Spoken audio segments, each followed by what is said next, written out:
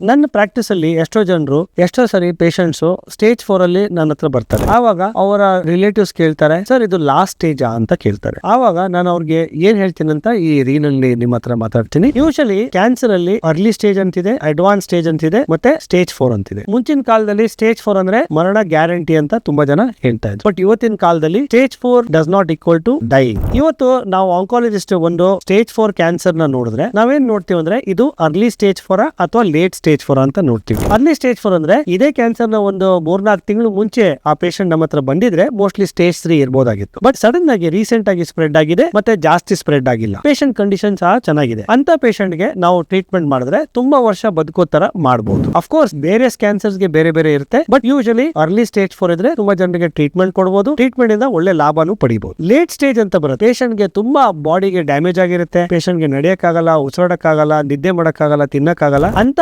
Stage ಅಲ್ಲಿ ನಾವು usually ಏನ್ ಹೇಳ್ತೀವಿ ಅಂದ್ರೆ ಕೆಲವು ಮೆಡಿಸಿನ್ಸ್ ಟ್ರೈ ಮಾಡಬಹುದು, ಗ್ಯಾರಂಟಿ ಇಲ್ಲ. ಅದರಲ್ಲಿ ಒಂದು 100 ಜನರದಲ್ಲಿ 10 ಅಥವಾ 20 ಜನರಿಗೆ ವಾಪಸ್ ನಾವು ಅರ್ಲಿ ಸ್ಟೇಜ್ 4 ಆ ಸಿಚುವೇಶನ್ ಅಲ್ಲಿ ತರಬಹುದು, ಮತ್ತೆ ಅದರಿಂದ ಕೆಲವು ವರ್ಷ ಉಳಿಯೋ ತರ ಮಾಡಬಹುದು. ಬಟ್ ವೀಕ್ಷಕರೇ ಜ್ಞಾಪಕ ಇಟ್ಕೊಳ್ಳಿ, ಸ್ಟೇಜ್ 4 ಕ್ಯಾನ್ಸರ್ ಅಂದ್ರೆ ನಾಟ್ ಈಕ್ವಲ್ ಟು ಡೆತ್. ತುಂಬಾ ಜನರಿಗೆ ನಾವು ಈ ಕಾಲದಲ್ಲಿ 5 ವರ್ಷ 10 ವರ್ಷ ಬದುಕೋ ತರ ಸಹ ಟ್ರೀಟ್ಮೆಂಟ್ ಮಾಡ್ತಾ ಇದೀವಿ. ದಯವಿಟ್ಟು ಇದ್ರಿಗೆ ಮಾಹಿತಿಗೆ ಒಂದು ಆಂಕಾಲಜಿಸ್ಟ್ ನ ಕನ್ಸಲ್ಟ್ ಮಾಡಿ.